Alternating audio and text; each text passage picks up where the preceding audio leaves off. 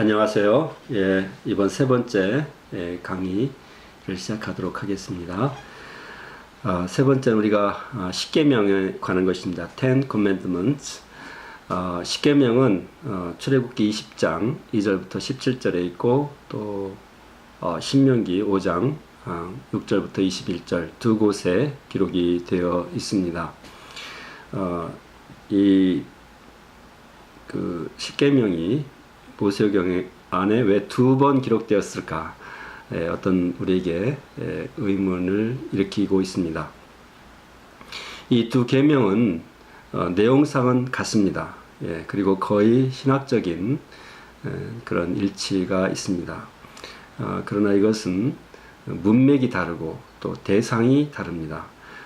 먼저 출애굽기 20장 1절부터 7절은 시내산에서 하나님과 시내산 언약을 맺는 그런 관점입니다. 막 출애굽해서 그 시내산에서 그 봉신인 이스라엘과 제후인 하나님과 관계를 맺는 그런 문맥에서 주어졌는데,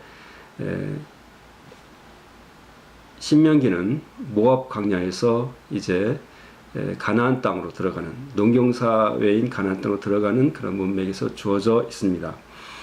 이 두 계명은 유라고 하는 그런 한 개인에게 준 형식으로 되어 있지만 그 무리 속에 숨지 않고 본인들이 책임을 느낄 수 있도록 하는 하나의 수학적인 기법이라고 볼 수가 있습니다.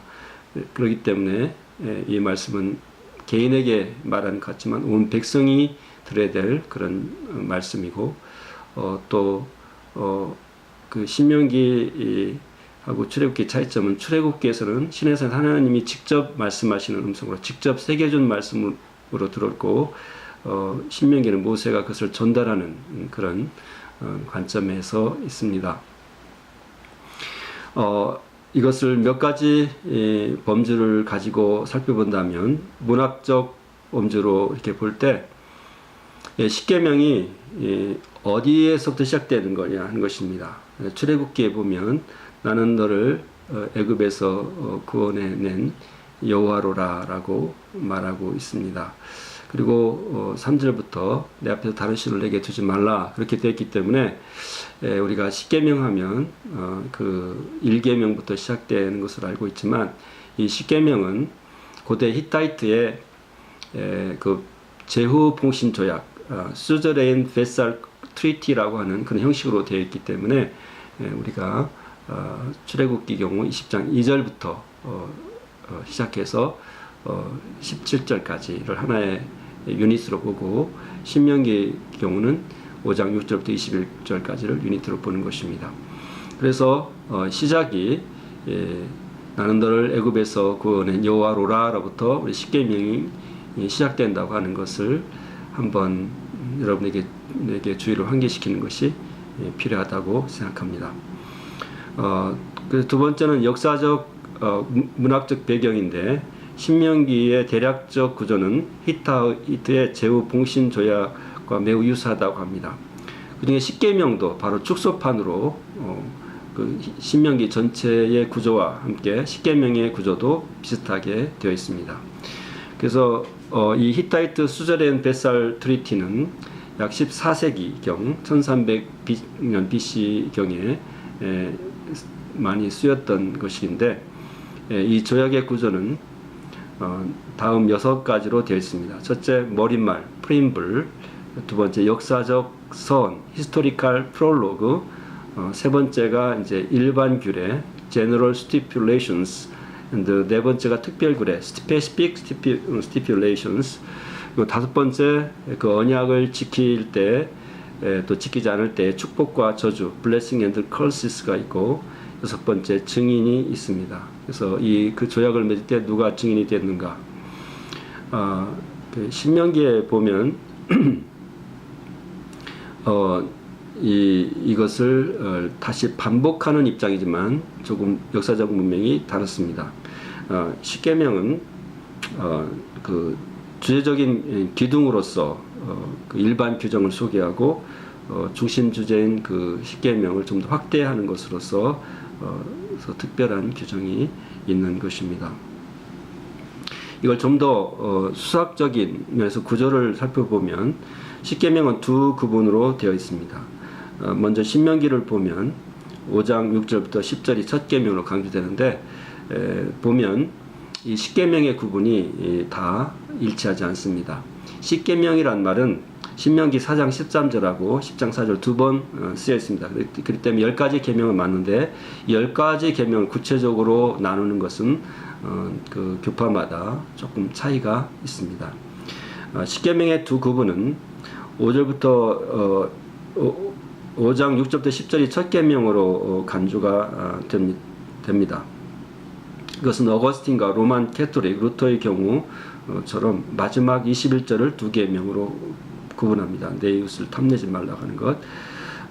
그래서 아마도 마스레트 텍스트 히브리 원문 이것을 의도한 것처럼 보이는데 거기에 보면 이 세튜마라고 하는 그런 히브리어로 S자로 사맥으로 구분하고 있는데 거기에 그렇게 구분이 되어 있습니다. 그래서 6절을 첫 계명으로 보는 견해가 있습니다. 이 경우에 7부터 10절이 두 번째 계명이 되는 것입니다. 유대인 전통은 그렇게 시작을 합니다. 그러나 필로와 요세푸스는 8절부터 10절을 제2계명으로 취하고 동방정교와 프로테스탄트 교회도 이것을 따릅니다. 대부분의 비평학자들은 6절을 서두로 7절을 첫 계명으로 취급하는데 처음 1, 2계명의 구분이 논란이 되고 있습니다. 그래서 일단 우리 십계명에 대해서 신명기 5장 6절 나는 너를 애굽에서 인도해낸 여호와 하나님이라고 하는 것이 십계명에 포함이 된다고 하는 것을 알고 그래서 십계명의 경우 5장 6절부터 21절이 하나의 유니트로 또 출애굽 경우는 20장 2절부터 17절이 하나의 유닛이라고 하는 것을 일단 여러분들에게 알려드립니다. 두 번째는 이 십계명의 중심 구조가 있는데 이것은 크리스텐센 프로포자로 알려져 있는데 그러나 사실은 유대인들이 이미 이렇게 쓰고 있는 것을 크리스텐센이 우리에게 리마인드한 것입니다. 십계명의 중간에 있는 제4계명과 5계명이 다른 계명과 다릅니다. 다른 계명들은 하지 말라로 되어 있는데 히브리 원문에 보면 law라고 하는 부정어하고 imperfect 또 미완료 동사로 되어 있어서 이 law하고 미완료 동사가 결합되면 굉장히 강한 부정을 나타내게 됩니다. 내 앞에서 내 단선을 내게 두지 말라. 이렇게 십계명은 이렇게 금지법으로 되어 있지만 중간에 있는 제4계명과 5계명만은 하라. 안식일을 기억해서 그날을 거룩하게 지키라. 내 부모를 공경하라로 이렇게 되어 있습니다. 그래서 이것을 중심 구조로 보는 것입니다. 우리 혹 생각하기를 십계명에서 중심은 1계명, 2계명이 아닌가. 하나님 앞에서 다른 신을 두지 말라는 것하고 우상을 만지지 마는 게 아닌가 이렇게 생각합니다. 근데 구약에 보면 주로 이 1, 2계명이 중시되는 게 사실이고 이렇게 우상 숭배는 1계명, 2계명을 어긴 것이 아주 분명하게 이렇게 지적이 되고 있습니다. 그러나 유대인들은 좀 더 프랙티컬한 입장을 갖고 있어요. 그래서 우리가 어떤 신학적 중요성으로 보면 1계명, 2계명을 중시해야 되지만은 실제적으로 보면 유대인들은 4계명하고 5계명을 중요시합니다. 그 뜻은 뭐냐면 4계명 안식일을 잘 지키게 되면 결국 요 하나님만 섬기게 되고 그분의 형상을 만들지 않게 되고 그분의 이름을 거룩하게 지키게 된다고 하는 것입니다. 마찬가지로 우리가 인간 관계 속에서도 부모를 공경하게 되면 살인하거나 간음하거나 도적질하거나 이렇게 거짓 증거하거나 탐내는 일을 하지 않게 된다고 하는 것입니다. 그래서 신학적인 중요성과 실제적인 중요성을 우리가 구분해서 생각하고 이 유대인들은 4계명과 5계명을 10계명의 중심 계명으로 생각한다고 하는 것들을 여러분들에게 상기시키고 싶습니다. 그래서 이 두 계명은 긍정적인 그런 말로 되어 있다고 하는 것입니다. 그래서 처음 4계명은 유일신 하나님에 대한 계명이고 56계명은 인간 윤리에 초점이 맞추어지는 것입니다. 그래서 처음 세 개는 이스라엘의 유일하신 하나님에 관한 계명이고 다른 5개의 인간 윤리에 관한 계명과 이렇게 비교가 되는데 이 둘 사이에 2개의 중심 기둥이 중심을 이루어서 안식일과 부모 공경을 언급하고 있습니다. 사실상 보면 안식일에 할애된 그런 그 설명이 굉장히 많고 인간 계명도 5계명이 할애된 그런 분량이 많이 있는데 이것은 이렇게 문학적인 강조가 되는 것입니다.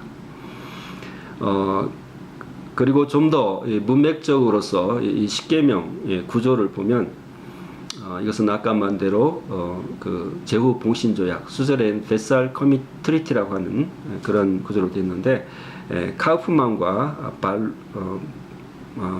브라울릭이 신명기 5장의 10계명의 순서는 신명기의 중심을 이루는 율법들의 수집배를 중심한 원리라고 했습니다. 그래서 5장부터 11장 그러니까 출애굽기는 20장 1절 17절 그 다음에 21장부터 23장까지 좀 확대 설명이 되어 있는데 우리 그 신명기의 경우는 5장부터 11절을 제너럴 그런 규정, 제너럴 스티플레이션으로 보고 12장부터 26장은 바로 이 10계명과 거기에 딸린 그런 법들을 좀 더 상세하게 설명했다고 보기 때문에 그래서 스페큘레이션, 그러니까 일반적 특별한 규정을 12장부터 26장으로 봅니다. 그래서 신명기는 5장부터 11장을 일반적인 규정, general stipulations, 그 다음에 12장부터 26장을 그 특별 규정, specific 그 stipulations로 보는 것입니다. 그래서 만일 신명기와 출애굽기가 히타이트 조약과 유사점이 있다면 10계명은 일반 규례에 해당하는 것입니다. 헌법으로 말하면 법으로 말하면 헌법과 법률이 있는데 10계명과 그 제너럴 규례는 헌법에 해당한다고 볼 수 있고 그 특별 규례는 그 헌법을 잘 설명한 것으로 일반 법률에 볼 수가 있습니다. 그래서 때문에 일반 규례가 훨씬 더 중요성을 지니고 특별 규례는 좀 더 상세한 그 설명이 되는 것입니다. 히타이트 조약 형식은 신명기 5장 6절과 21절에 머릿말과 역사적 선이 있는데 이건 그때 히타이트의 그런 조약 형식을 따르고 있습니다. 그래서 여기서는 그 조약의 당사자를 밝히고 그들의 관계를 말하는데 여기서 나는 너희를 애굽에서 인도해낸 여호와 하나님이라고 할 때 그 하나님의 존재를 밝히고 역사적으로 난 너희의 구원자다라고 하는 걸 하기 때문에 짧은 구절이지만 여기에 머릿말하고 역사적 선이 함께 들어 있습니다. 그래 이 경우는 5장 6절 7절을 하나의 문학적 단위로 볼 수가 있는 것입니다. 10계명의 두 영역은 아까도 말씀드린 바와 같이 그 수직적으로 하나님과 인간의 관계, 또 수평적으로 인간과 인간과의 관계의 영역이 나눠져 있습니다. 사실 신약에 와서 대계명은 마음을 다하고 목숨을 다하고 뜻을 다하여 하나님을 사랑하고 그와 같이 이웃을 사랑하라고 이렇게 말씀하고 있습니다. 출애굽기와 10계명의 본문을 잘 구분해 보시기 바랍니다. 제가 여기 타이핑을 2장이라고 하는데 2장이 아니고 20장 2절부터 17절 출애굽기 본문과 신명기 5장 6절부터 17절 말씀을 잘 보기 바랍니다.